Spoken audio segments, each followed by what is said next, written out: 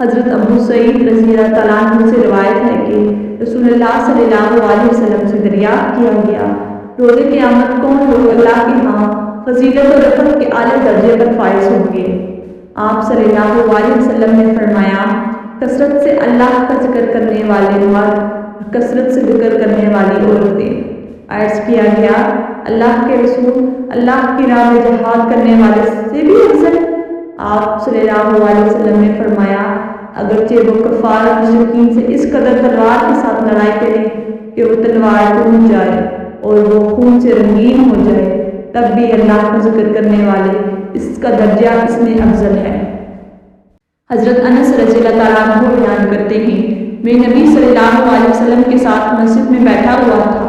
اور ایک آدمی نماز پڑھ رہا تھا۔ اس نے کہا، اے اللہ، میں تجھ سے سوال کرتا ہوں، ہر قسم کی حمد تیرے ہی لیے ہے، تیرے سوا معبود برحق نہیں، بندوں میں رحم کرنے والا، نعمتیں عطا کرنے والا،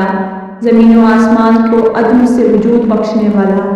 اے عزت و اکرام والے، اے زندہ اور قائم رکھنے والے، میں تجھ سے سوال کرتا ہوں۔ یہ سن کر نبی صلی اللہ علیہ وسلم نے فرمایا، اس بندے نے اللہ سے اس کے اسم اعظم کے ساتھ دعا کی، جو اس کے ساتھ اس کی دعا کی جائے تو وہ قبول فرماتا ہے، اور جب اس کے ساتھ اس سے سوال کیا جائے تو وہ عطا کرتا ہے۔